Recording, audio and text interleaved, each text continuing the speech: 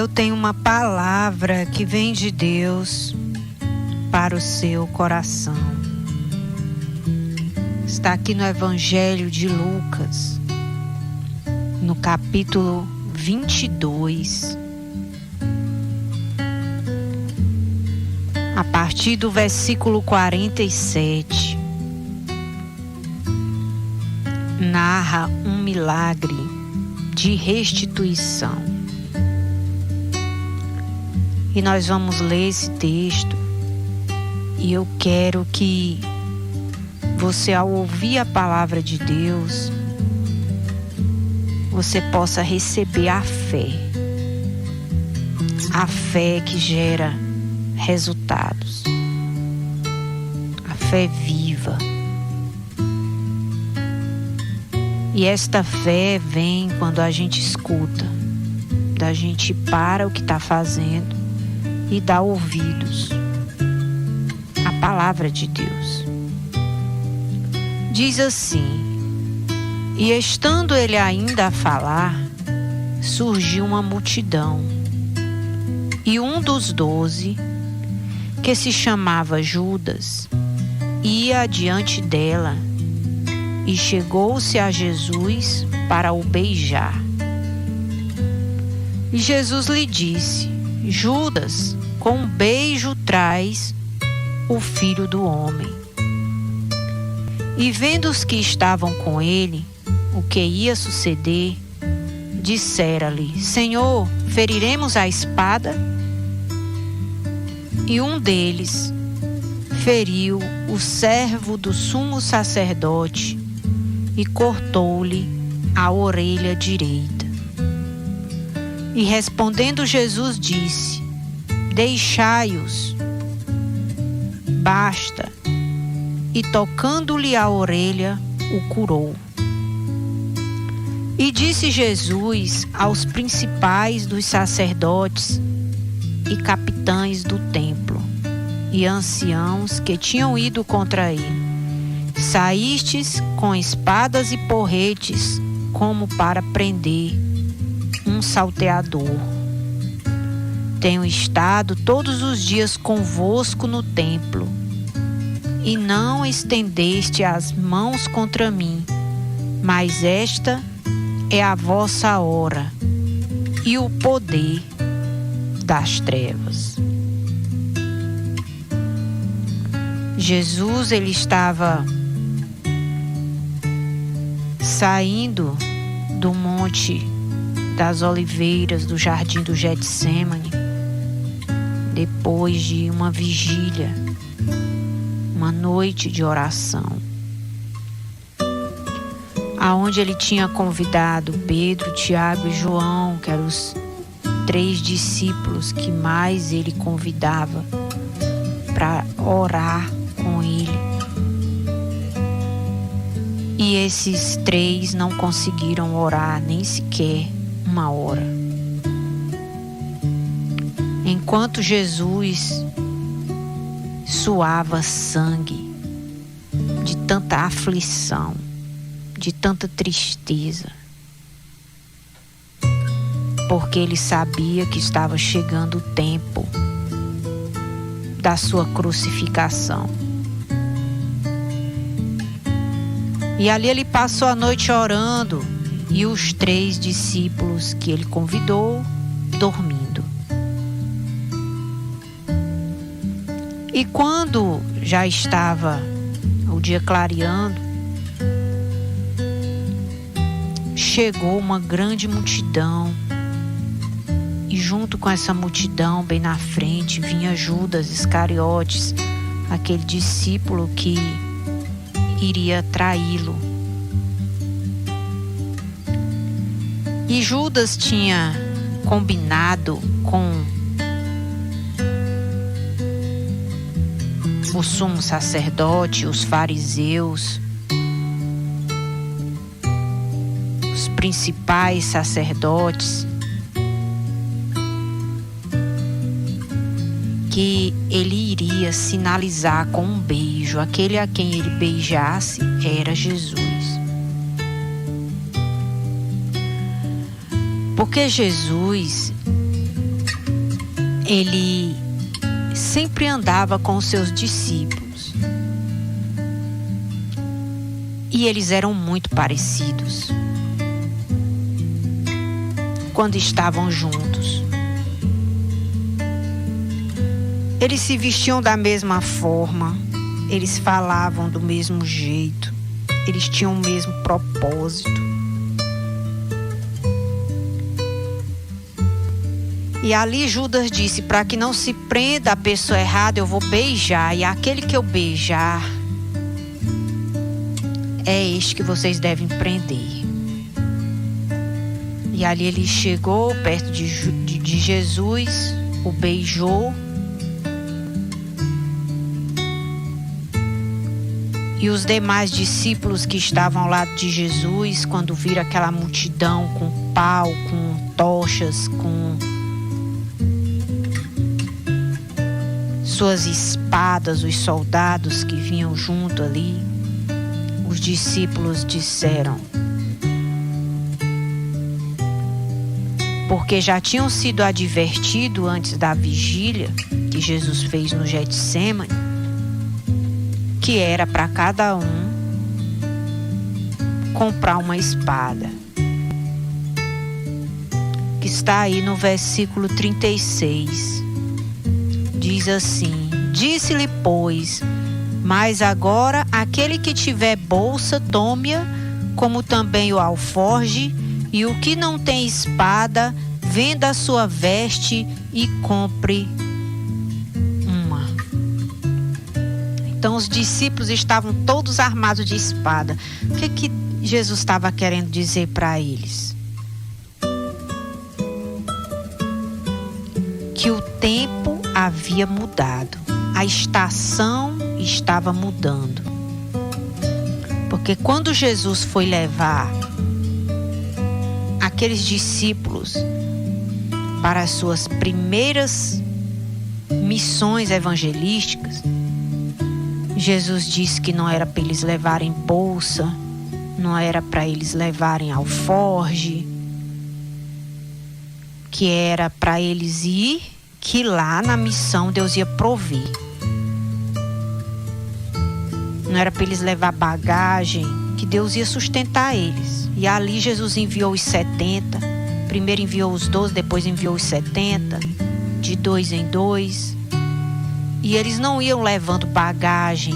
E nada faltava a eles. Porque com a missão vem a provisão. Mas quando Jesus estava perto aqui da crucificação, ele chama os discípulos e diz: agora quem tiver bolsa, leve consigo. Também o alforje. E quem não tem espada, venda alguma veste e compre uma, porque o tempo mudou. A estação mudou. Jesus é aquele que muda as estações da nossa vida. Que começa um ciclo e fecha-se outro. Nas mãos de Jesus está o controle do tempo.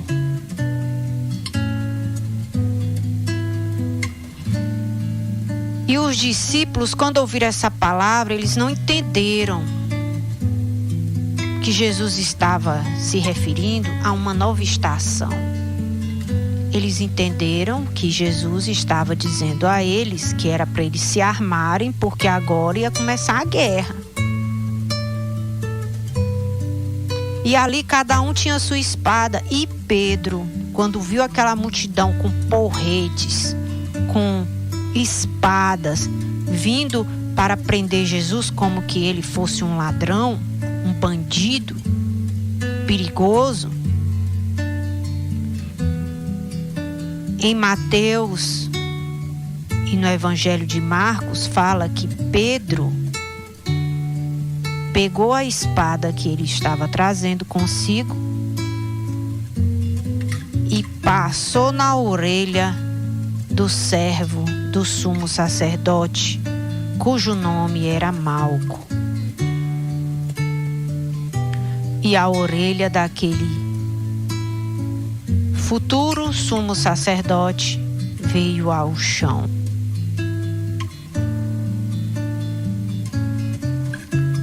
O primeiro sangue que foi derramado ali no Getsêmani foi o sangue do Senhor Jesus Cristo, quando ele orava em angústia.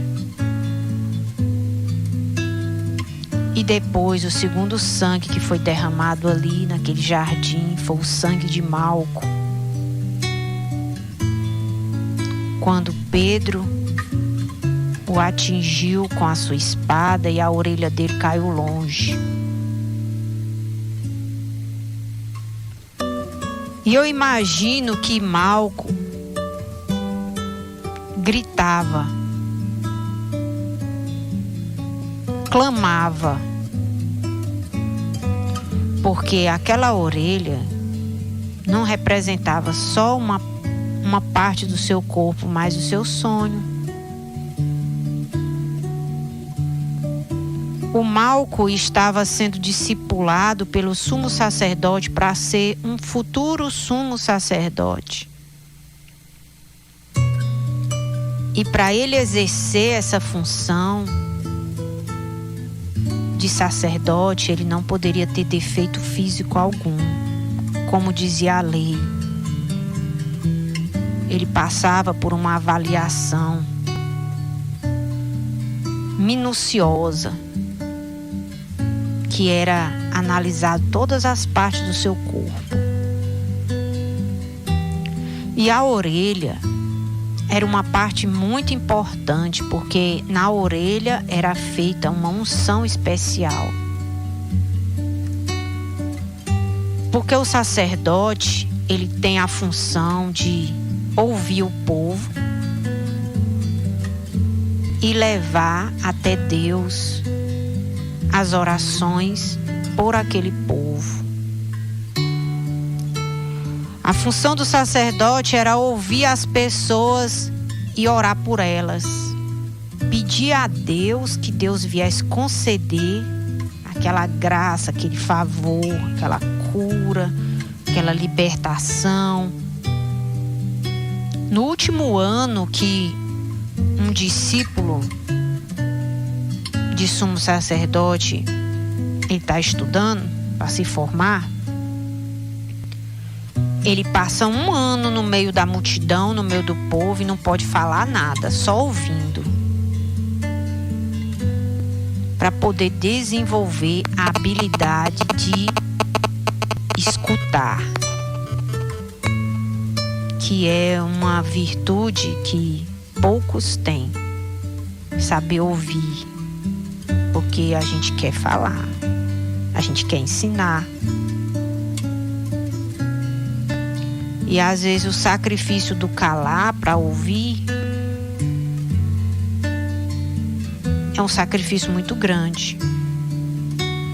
Então, no último ano, para um sacerdote se formar, ele tinha que passar o ano só ouvindo, para desenvolver essa habilidade. Imagine ali o irmão Pedro, que também era discípulo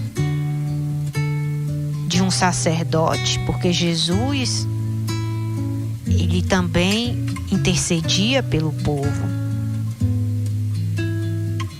E o Malco, que era também discípulo de um sumo sacerdote. E Pedro pega a espada e arranca a orelha do outro. E aquela orelha não era só uma parte, um defeito físico que Malco ia carregar consigo, mas era um sonho de muitos anos de estudo, de dedicação, de renúncia, que estava sendo lançada ao chão. Porque Malco sabia que sem aquela orelha ele não ia ser escolhido como um sumo sacerdote, era nunca.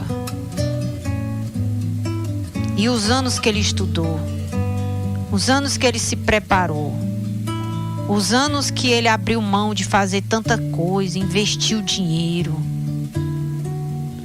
Porque você que tem um sonho de se formar, está estudando, ou tem esse sonho, você sabe que isso custa muito caro.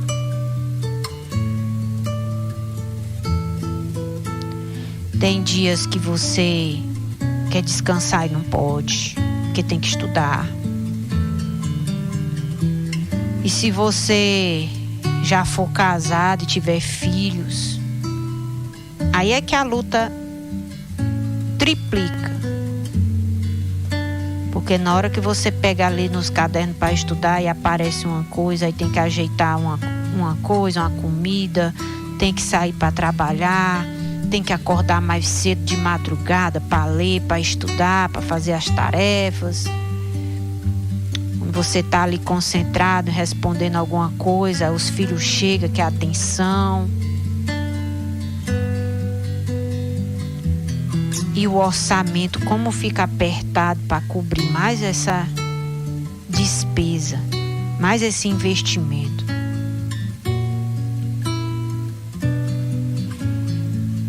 E de repente Pedro vem e arranca a orelha de Malco, e ali vai o sonho dele por água abaixo, sangue abaixo. E aí Jesus, vendo aquela cena, a Bíblia diz que tocando-lhe a orelha, o curou. Porque Jesus, ele é o único restituidor de sonhos que se perderam. Jesus é o restituidor. Jesus é aquele que muda as estações. Jesus é aquele que pode trazer algo novo, ou restituir aquilo que foi perdido, que foi arrancado, que foi tirado. Quando Jesus pega aquela orelha e coloca ela de volta no lugar, e cura, e restaura, e restitui, ele estava devolvendo para Malco o seu sonho de ser sacerdote.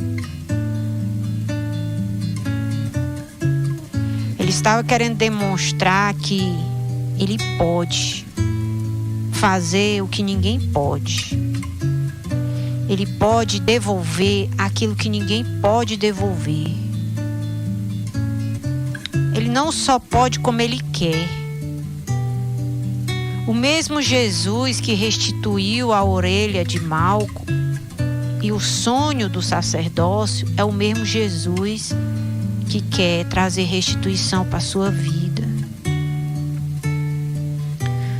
que quer mudar as estações. Talvez você diga, mas já se passou tanto tempo, eu nem acredito mais, eu nem sonho mais, eu nem penso mais nisto.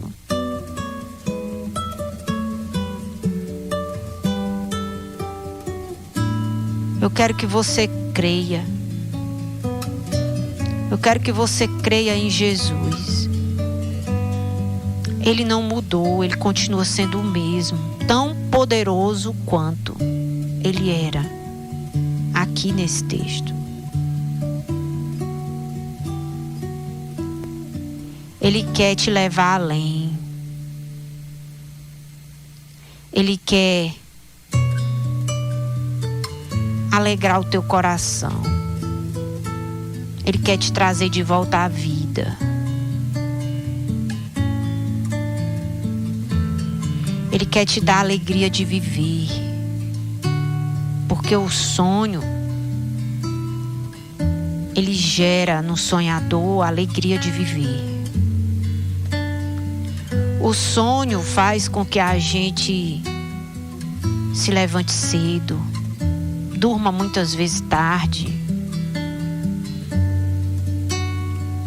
O sonho de Deus jamais vai morrer. Deus tem sonhos para a tua vida. Deus tem planos para te dar um futuro de paz e não de mal. Nas mãos de Deus está o controle do tempo. Principalmente para você que acha que é o fim, que já não tem mais tempo. Mas já se passou tantos anos. Para você que se olha no espelho e se acha velho.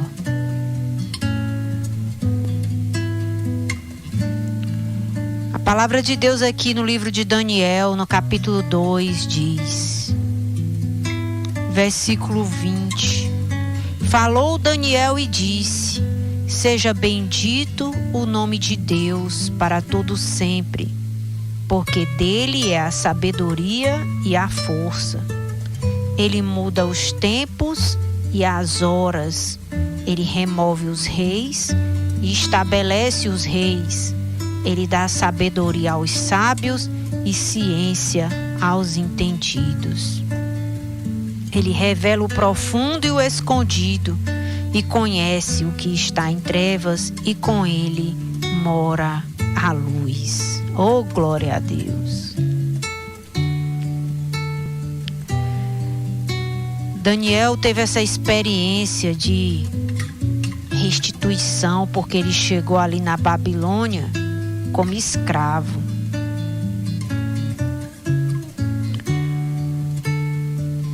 E Deus lhe deu sonhos ali naquele lugar difícil, naquele lugar de perseguição, naquele lugar de escravidão. Deus lhe deu sonhos e através desses sonhos Deus mudou a sua vida. Daniel, ele se tornou conselheiro de 4 reis na Babilônia. É um exemplo de sabedoria. Ele viu 4 reis subir no trono e morrer, e outro tomar o lugar dele. E ele, Daniel, continuava firme e forte para a glória de Deus.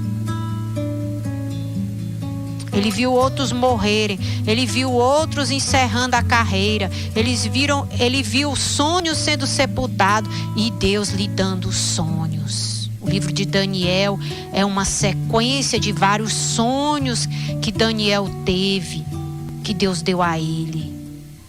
E Deus deu também aos reis que governavam sobre ele. E deu a Daniel o dom de interpretar os sonhos, de entender os enigmas, de trazer soluções e respostas difíceis para causas difíceis. E cada sonho que Deus ia dando a Daniel, um novo tempo ia se estabelecendo na sua vida, uma nova estação, mais prosperidade, mais crescimento, mais promoção. Ele ia sendo colocado em lugares mais altos. Cada sonho que Deus dava a ele, ele ia subindo de nível. Porque essa é a vontade de Deus para a nossa vida. Não é que você seja cauda e ande se arrastando. Não é que você seja o último do último, aquele que ninguém escolhe, aquele que ninguém vê, aquele que ninguém chama, aquele que ninguém se lembra. Não é essa a vontade de Deus para a sua vida. Deus quer lhe dar sonhos, Deus quer restituir os seus sonhos. Principalmente aquela área da sua vida onde você já fracassou muitas vezes. Onde você já tentou de muitas vezes, de muitas formas. Quando tinha dinheiro, não tinha tempo. Quando tem tempo, não tem dinheiro para financiar, para investir, para estudar, para avançar. Sempre tem uma bola de ferro na canela te impedindo de avançar. Sempre tem um ladrão que quer roubar a tua alegria ou o sonho que Deus colocou dentro do teu coração. E muitos têm sido roubados, diz o Senhor. A palavra de Deus diz lá em Isaías que este povo tem sido roubado e ninguém clama, restitui. É por isso que nós estamos decididos nesse propósito de clamar por restituição, porque nós não vamos deixar ninguém ficar com o que é nosso. Nós não vamos sepultar os sonhos que Deus plantou no nosso coração. Eles vão se cumprir. Pode a gente não saber detalhes de como isso vai acontecer, mas na hora certa, no tempo certo, e esse tempo é hoje, esse tempo é agora, essa estação é agora. É o que Jesus disse para os discípulos. Quem não andava com bolsa agora vai andar. Eita glória! Quem não tinha alforje agora vai ter. Quem não tinha espada agora vai ter também. Aleluia, porque chegou o tempo da conquista, chegou o tempo da bolsa se encher. Eu sinto a presença de Deus aqui nesse lugar. Chegou o tempo de você ter mais do que vestes. Chegou o tempo de você saber se defender, saber atacar. E você precisa entender que a nossa luta não é contra pessoas. Que foi isso que Jesus quis ensinar para Pedro. A nossa luta não é contra a carne e o sangue, porque quem fere será ferido.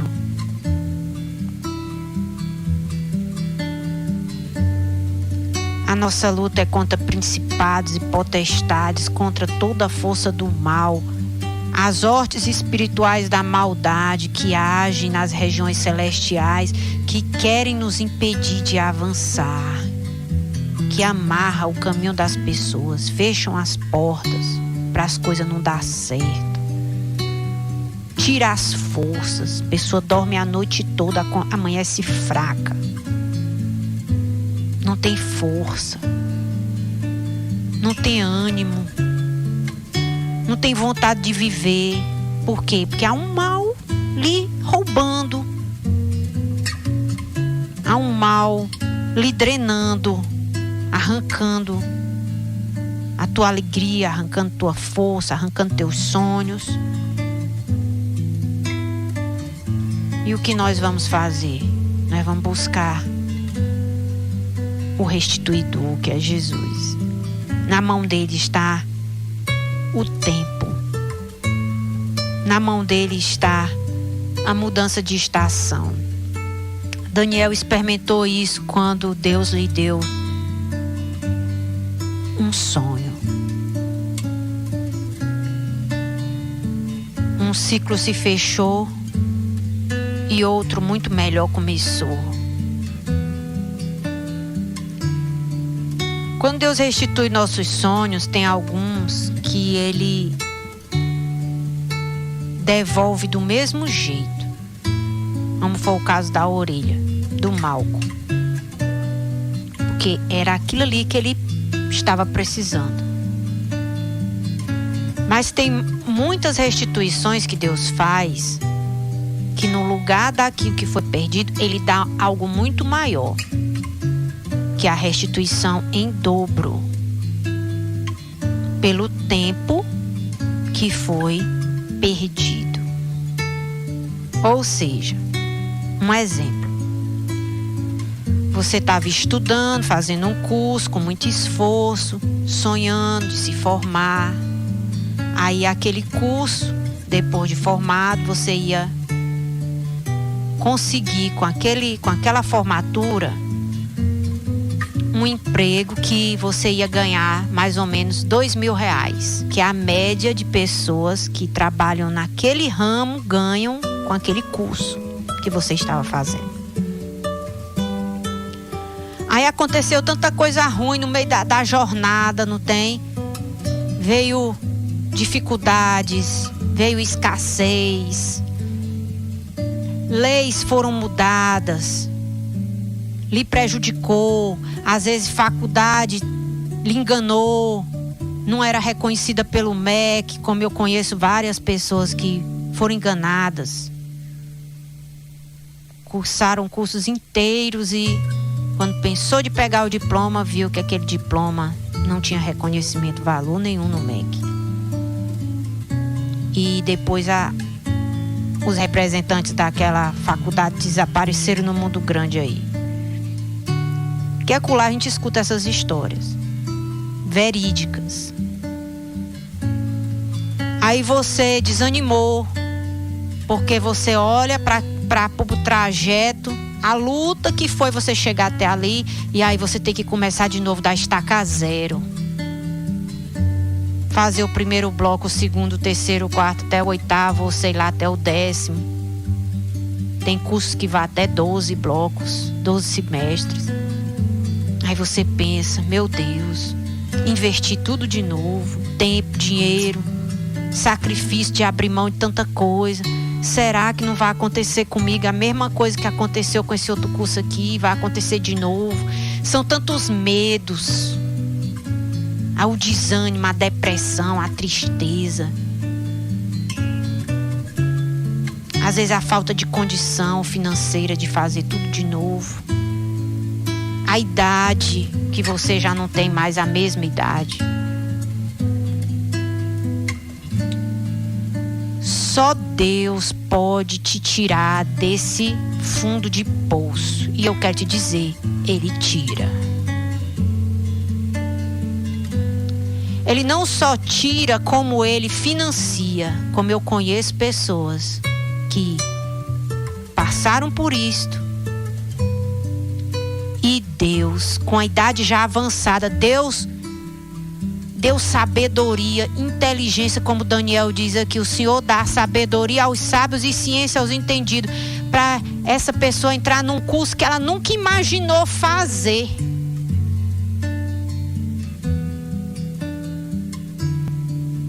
E que a remuneração que ela vai ganhar depois que se formar e arrumar o emprego naquela área que ela está estudando agora, meu Deus, mais de 50 vezes mais o salário do que o que ela queria antes. Então Deus é o restituidor, Jesus é o restituidor de sonhos. Quando Ele restitui, Ele pode restituir por algo maior ainda do que aquilo que foi perdido, para recompensar o tempo que foi perdido, porque na mão dele está o controle do tempo, dos dias e dos anos. E essa nova porta que Ele vai abrir, se você crer, vai te gerar um salário muito melhor do que aquilo que te geraria aquele sonho lá atrás que foi tirado, arrancado de você. Agora, quem é que vai te dar essa sabedoria? Quem é que vai te dar essa força, esse ânimo para você recomeçar? Jesus é o restituidor. É buscando a Jesus que você vai se levantar do chão. É que você vai sair desse fundo de poço. É buscando a Jesus que você vai viver essa nova estação na sua vida.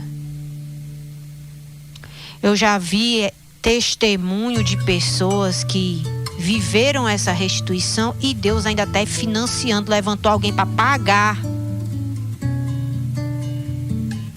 Porque quando Deus faz, Ele faz melhor do que a gente se fosse fazer sozinho. Então eu quero encorajar você